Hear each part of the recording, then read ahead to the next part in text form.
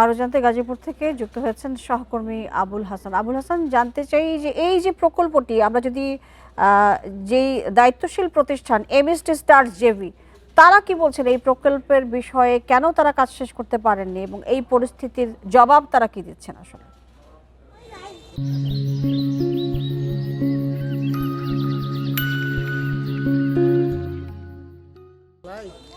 দেখুন, 2.5 কোটি টাকার যে প্রকল্পটি এটি পিরুজুলি ইউনিয়নের হাটখোলা এলাকায় অবস্থিত এবং এটি আপনি জানেন যে 2024 সালে এটি শেষ হওয়ার কথা ছিল, কিন্তু 2024 সালে যে পরবর্তীতে প্রেক্ষাপট অর্থাৎ ছাত্র জনতার যে গণ অভ্যুত্থান, সেই গণ অভ্যুত্থানের পরে কিন্তু এই ঠিকাদারি যে প্রতিষ্ঠানটি ছিল তারা কিন্তু কাজ অসমাপ্ত রেখেই চলে গেছে এবং এই কারণে এই ভবনটি এখন পরিত্যক্ত অবস্থায় আছে। আমরা যেটি খবর নিয়ে জেনেছি যে মূল কাজটি 90% হয়েছে এবং 10% বাকি ছিল।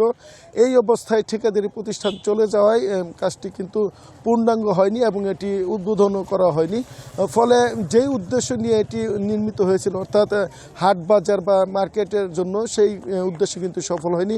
আরেকটি বিষয় যেটি স্থানীয়রা মোটা দাগে অভিযোগ করছেন যে এই হাটখোলার যে স্থানটিতে এই ভবনটি নির্মাণ করা হয়েছে সেই ভবনের আশেপাশে কোনো লোকালয় নেই, জনবসতি নেই, এমনকি কোনো হাট বাজারও নেই। ফলে এটি অনেকটা জনশূন্য এলাকায় করা হয়েছে।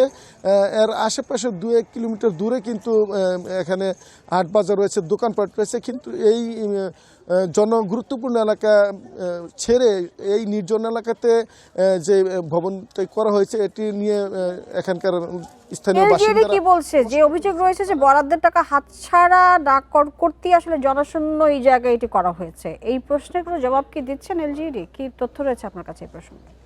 দেখুন, আমি এলজিইডির সঙ্গে কথা বলতে পারিনি, তবে এখানে যে উপজেলা নির্বাহী কর্মকর্তা আছেন তার সঙ্গে কথা বলেছিলাম। তিনি বলছেন যে এই বিষয়টি নিয়ে তিনি এলজির যে সংশ্লিষ্ট কর্মকর্তা আছেন যারা এই বিষয়টি দেখভাল করছেন তাদের সঙ্গে কথা বলে যাতে এটি জনকল্যাণে ব্যয় করা যায় বা জনকল্যাণে কাজে লাগানো যায় সেই ব্যাপারে তারা উদ্যোগ নেবেন বলে স্থানীয় এখানে উপজেলা নির্বাহী কর্মকর্তা আমাদেরকে বলছেন। তবে এখন যেই অবস্থায় আছে ভবনটি একদম পরিত্যক্ত অবস্থায় এবং ভিতরে অনেক স্থানে কিন্তু রাত্রে মাদক সেবীদের আড্ডা হয় এবং বিভিন্ন অসামাজিক কাজ হয়, এ ধরনের অভিযোগ কিন্তু স্থানীয়রা বলছেন। এবং তারা বলছেন যে এই যে জনগুরুত্বপূর্ণ বিবেচনায় যে স্থাপনাটি করা হয়েছে এত কোটি টাকা, প্রায় 2.5 কোটি টাকা ব্যয়, সেইটি যেন সাধারণ মানুষের কাজে আসে সেই ধরনের উদ্যোগ নিতে তারা সংশ্লিষ্ট কর্তৃপক্ষের। আবুল হাসান, আপনাকে ধন্যবাদ আমাদেরকে এই বিষয়ে তথ্য দেওয়ার জন্য।